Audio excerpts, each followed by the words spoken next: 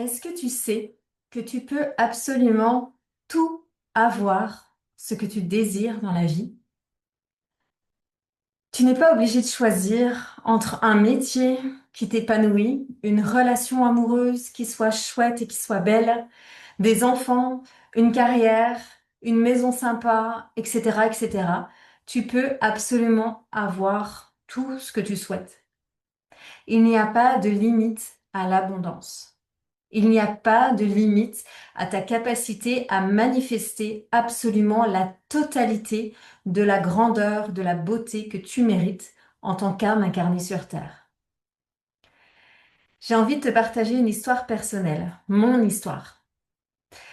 Aujourd'hui, j'ai 46 ans, je crois. Je sais plus exactement. 46, quelque chose. Je peux faire le constat tous les matins et tous les soirs en me couchant que j'ai exactement la vie que je rêvais lorsque j'étais petite. J'ai une relation amoureuse avec mon amour depuis 20 ans qui est absolument extraordinaire et qui chaque année grandit, chaque jour grandit en approfondissement, en amour, en richesse d'amour entre nous. C'est juste magnifique. J'ai des enfants que j'aime profondément. J'ai une maison qui est incroyable et magnifique et superbe, exactement celle que je voulais. J'habite dans un village que j'adore profondément et dans lequel je me sens vraiment bien à côté de la nature, exactement comme je l'avais imaginé. J'ai une activité professionnelle aujourd'hui que j'aime par-dessus tout. J'ai une famille, au-delà de ma famille de cœur, de mes enfants et de mon chéri, j'ai une famille, au-delà de ça, qui est juste avec qui c'est superbe. Il y a plein de choses. J'ai des amis formidables, j'ai des loisirs incroyables. Et je suis pas en train de vous dire ça pour que vous vous disiez, oh, ouais, elle a trop de la chance, c'est bon, elle se la raconte. Je suis en train de vous dire ça pour vous dire que c'est possible. J'ai démarré comme vous, comme toi, qui est peut-être en train d'écouter cette vidéo, avec le même potentiel que tout le monde. J'ai pas eu une vie avec où on m'a donné les choses dans une. Je suis pas née avec une cuillère en argent dans la bouche. Je suis née avec une vie simple, d'une famille modeste, et je suis née avec un potentiel comme tout le monde de créer quelque chose dans ma vie. Pourquoi aujourd'hui je te raconte ce que je vis là? C'est pour te dire que peut-être la seule différence entre moi et d'autres personnes qui ne vivent pas leur vie extraordinaire dans tous les domaines de leur vie, c'est peut-être simplement qu'ils n'y croient plus. C'est peut-être simplement parce que tu as des croyances qui t'imaginent, qui te font croire, qui te font imaginer que tu ne peux pas mériter tout ça, que ce serait trop. Tu sais, il y a des tonnes de croyances que les gens colportent d'une génération à une autre, d'une société à une autre, des tonnes de croyances. Et une des croyances, c'est qu'on ne peut pas tout avoir. Tu sais, ces phrases, ces expressions, je vais pas retrouver exactement ce que c'est, mais tu sais, où tu dis, ben, en gros, si t'es riche, ben, t'es bête, t'es con. Si t'es riche, t'es forcément malheureux en amour. Si t'es en bonne santé, ben, c'est forcément, il va t'arriver une crasse, je sais pas quoi. Tu sais, comme si vraiment, ces croyances limitantes qu'on ne peut pas tout avoir. Et ça m'insupporte au plus profond de moi, parce que je crois pleinement que l'être humain utilise une toute petite quantité de son potentiel d'abondance et qu'une énorme, énorme croyance véhiculée sans doute par la religion, d'autant plus par les chefs d'État, le gouvernement et la société dans laquelle on se construit, et la société dont on fait partie et que nous-mêmes peut-être on véhicule aussi, c'est je sais plus comment j'ai commencé ma phrase, mais bref, une des grosses croyances, c'est ça. C'est qu'on peut pas tout avoir. C'est qu'il y a la catégorie des gens qui essayent de tout rafler, c'est les méchants, et les gens qui sont heureux en famille, mais qui n'ont pas d'argent, qui ne s'épanouissent pas au boulot et qui sont mauvais à la santé, en mauvaise santé, c'est les gentils. Tu sais, cette croyance que plus on est pauvre, plus on est malade, plus on est quelqu'un de bien, etc. Moi, j'y crois absolument pas du tout. On peut tout avoir et être pleinement une personne juste extraordinairement belle à l'intérieur. J'aimerais quand tu écoutes cette vidéo que tu te poses la question. Qu'est-ce que je porte en moi comme croyance qui limite ma capacité à vivre l'abondance dans tous les domaines de ma vie? L'abondance au niveau de la santé, au niveau des relations sociales, amoureuses, argent évidemment, les biens matériels parce que si tu en as besoin et que ça te fait plaisir, eh ben, prends les biens matériels. Une abondance au niveau d'un travail incroyable, de tes clients si tu es à ton compte, etc., etc., dans tous les domaines de ta vie. Quelles sont les croyances que tu portes? Quels sont ce que tu te dis consciemment ou inconsciemment à l'intérieur de toi? il y a ce que tu te dis, tu sais, il y a les phrases que tu répètes comme ça un peu en automatisme, et puis il y a un peu ces croyances de fond qui fait que si tu te poses pas la question, tu te rends pas compte que tu portes cette croyance. Moi, je me suis pas forcément rendu compte au début que je portais la croyance qu'effectivement, on pouvait pas être riche et en bonne santé, ou qu'on pouvait pas être riche et quelqu'un de bien. Et puis, au fur et à mesure que je travaille sur ma capacité à générer de l'argent, à me mettre à mon compte, etc., etc., à développer mon activité professionnelle, il y a un moment, je me suis rendu compte qu'en fait, plus j'essayais de, par exemple, d'augmenter mes prix ou d'avoir plus de clients, etc., donc devenir plus riche grâce à ma création professionnelle, plus je me rendais compte qu'il y avait des dissonances à l'intérieur de moi. Et ça venait en fait réveiller des blessures, des inquiétudes, des croyances limitantes, pardon. Et ces croyances limitantes, c'était, mais si tu deviens riche, tu vas basculer du côté des gens pas bien. Et ça, bah, c'est une croyance profonde, c'est pas quelque chose que je disais tous les jours, et pourtant, c'était une croyance très profonde que j'avais à l'intérieur de moi et qui m'empêchait justement d'accéder à une certaine forme de richesse financière. Je te repartage une deuxième anecdote. Lorsqu'on cherchait notre maison à acheter avec mon mari, euh, petit clin d'œil à tous ceux qui nous connaissent en privé et qui sauront et qui connaissent cette histoire. Quand on cherchait cette maison, moi j'avais mis une liste de critères de ce que je voulais. Donc en gros, je voulais une maison à la campagne avec un immense terrain, avec tout près de la forêt. Je voulais que ce soit une grande maison pour qu'on ait vraiment la place de mettre des grandes baies vitrées, qu'on voit clair, qu'on voit jour. Moi, j'aime beaucoup les grands espaces. J'ai besoin de grands espaces pour danser, pour vivre, pour respirer, pour chahuter, se courir après, etc. et jouer. Et puis que chacun ait en même temps ses espaces pour lui dans notre famille, dans lequel on se sent vraiment libre de pouvoir vivre, respirer et jouer. Et puis en même temps, une maison qui rassemble, qui soit vraiment très chaleureuse, etc.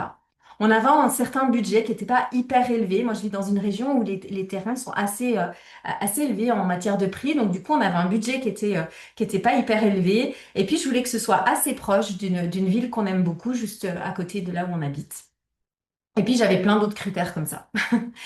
Quand j'ai fait la liste de tous ces critères-là, mon mari m'a regardé, il m'a dit, non mais rêve pas Delphine, une maison pas très chère, grand terrain, grande maison, forêt, etc. Il m'a dit, c'est impossible. En gros, chez nous, il m'a résumé la situation financière du marché de l'immobilier. Il m'a dit, chez nous, c'est soit on veut une grande maison, mais dans ce cas-là, on va être sur un tout petit terrain, donc on va être en gros nez à nez avec les voisins, et voilà.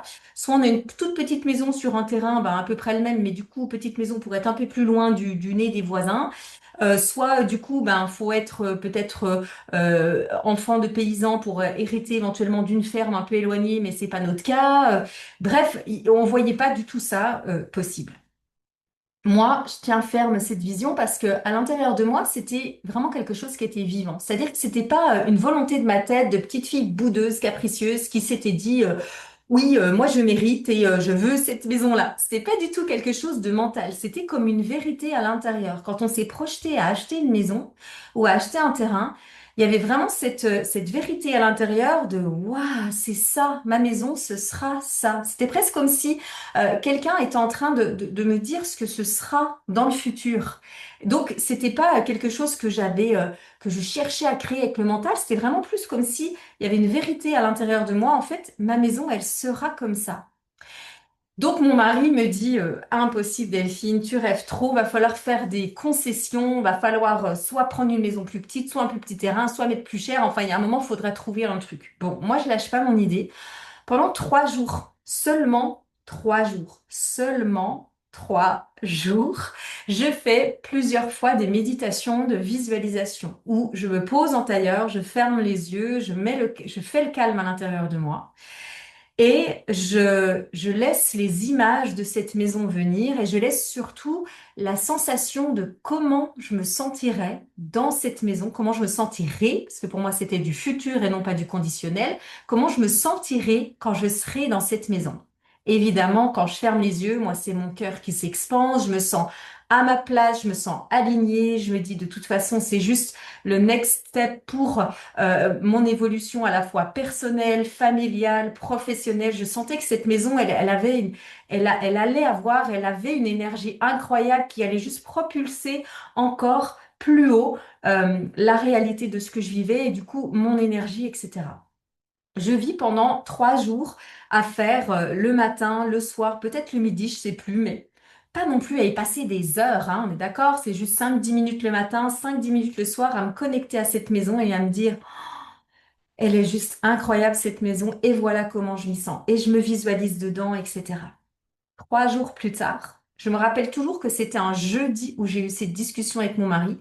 Le dimanche suivant, on va manger chez mes beaux-parents qui nous informent qu'il y a eu un décès dans la famille un petit peu éloigné, mais quand même un décès, et que la maison de ce cher grand-oncle de mon mari est libre et que potentiellement, bah, comme elle savait que nous on cherchait une maison, bah, peut-être que ça pourrait nous intéresser. Mon mari et moi, on connaissait pas trop le secteur, on se dit, bah, ça va être loin, c'est pas trop dans les critères qu'on avait imaginés, mais on va quand même aller voir juste par hasard. On finit le repas en famille, le soir, on se dirige vers cette maison pour aller voir à l'extérieur comment ça nous plaît. Je vous le donne en mille. On est arrivé sur le terrain, une maison vraiment pas en grande forme et en grande bonne santé. Il fallait refaire énormément de travaux, mais c'est le métier de mon mari pour le coup, donc c'était pas du tout un souci. Par contre, on se pose sur le terrain. Et là, moi, je sens mon cœur s'ouvrir, s'ouvrir, s'ouvrir, palpiter, et je me sens exactement dans le même état que quand je faisais mes méditations de visualisation de ma maison. Je tourne les yeux vers mon mari, je me dis, pourvu qu'il ressente la même chose, parce qu'il manquerait plus qu'il me dise, ouais, c'est pourri ici, laisse tomber. Je me dis, là, on va être mal. Je le regarde avec un immense sourire, il me dit, oh, ça a l'air pas mal du tout ici. Et lui, ben, en tant que du coup agenceur d'intérieur, il se met à avoir plein d'idées. On pourrait construire là, on pourrait faire une baie vitrée ici, on pourrait faire comme ça à l'intérieur des pièces, bla bla bla.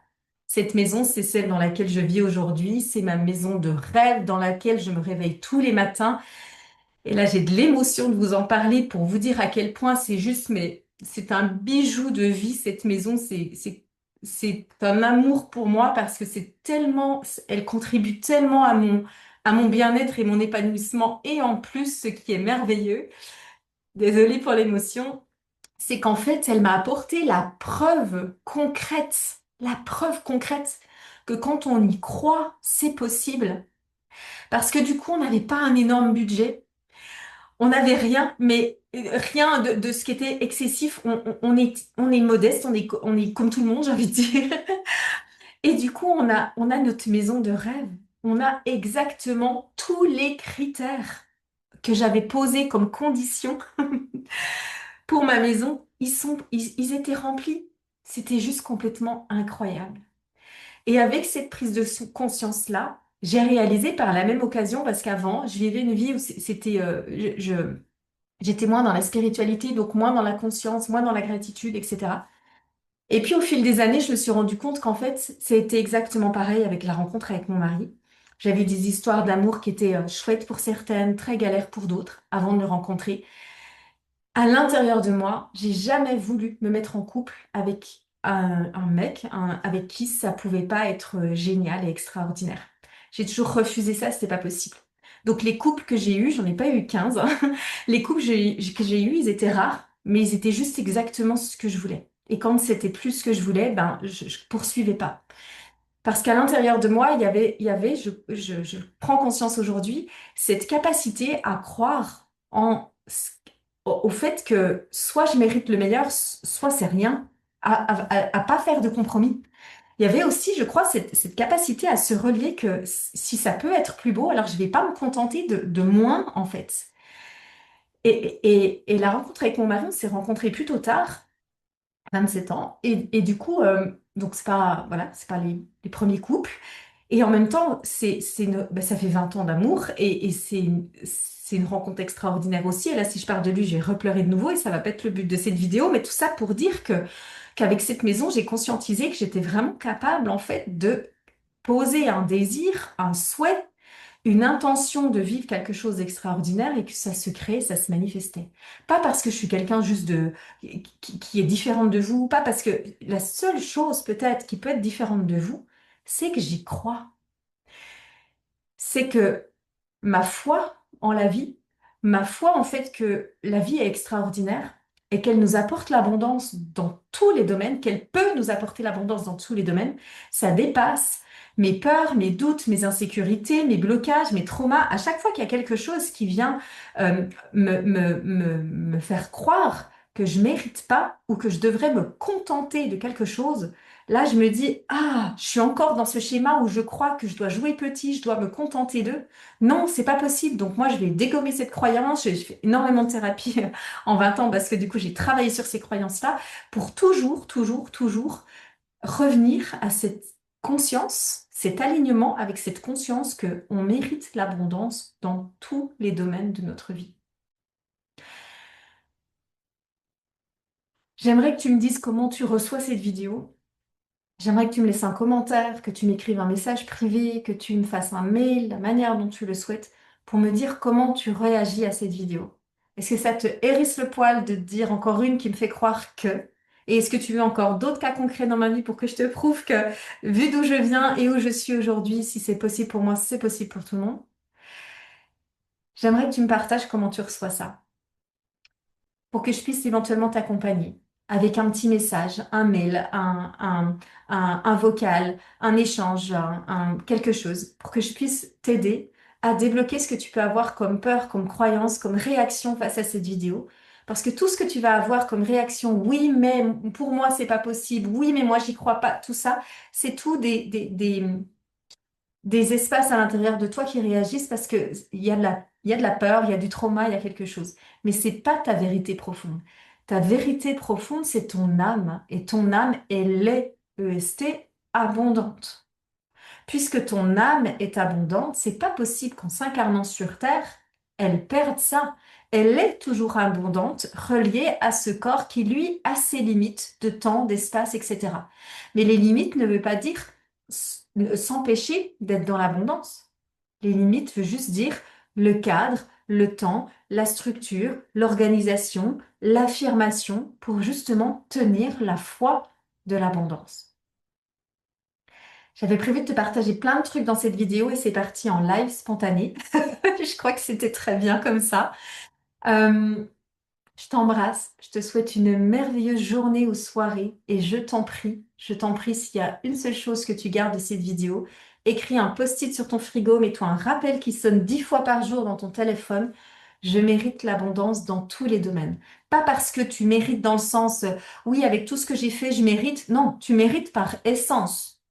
Tu pourrais t'être réveillé hier à la spiritualité ou avoir fait 20 ans dans un ashram et en sortir demain, tu mérites la même chose. Tu mérites l'abondance parce que tu es l'abondance. Donc arrête de te contenter de choses médiocres, arrête de te contenter de choses qui ne te conviennent pas et relève-toi dans cette foi, dans cette conscience que tu es l'abondance et que donc il est possible de vivre dans l'abondance dans tous les domaines. Je te dis pas que demain tu claques des doigts et ça y est, c'est l'abondance dans tous tes domaines. Ça peut demander du travail, dans le sens prise de conscience, dans le sens travail sur soi, dans le sens tenir ses croyances, tenir ses engagements. Ça peut demander du temps et c'est OK. Moi, je suis pas née dans l'abondance sur tous les plans de ma vie dès la naissance. Au contraire, ça s'est vraiment construit. Il y avait beaucoup de choses déjà chouettes dans ma vie. Il y a eu beaucoup de choses de manque qui m'ont permis d'aller chercher plus d'abondance dans plein de domaines. Mais cette abondance, elle s'est construite petit à petit parce qu'au fond de moi, je crois que j'ai toujours eu cette certitude que c'était accessible pour tout le monde et donc pour moi aussi. Et donc voilà, s'il y a quelque chose à retenir de cette vidéo, note que tu mérites, tu es l'abondance et il est possible de vivre l'abondance dans tous les domaines. Et ça ne va pas faire de toi quelqu'un de pas bien, de méchant, de je sais pas quoi. C'est pas une balance, tu vois, c'est pas je suis heureuse en amour, donc bon, bah le boulot. Non, ça peut être heureuse en amour, heureuse au boulot, heureuse en bonne santé, heureuse dans tes relations, heureuse dans tes loisirs, Et tout ça, c'est juste des échelles que tu montes, tu montes vers toujours plus de manifestations conscientes de bonheur et d'épanouissement. J'arrête là. Je te souhaite une belle soirée, une bonne journée et écris-moi en commentaire, en message, que je sache comment tu reçois cette vidéo. Je t'embrasse.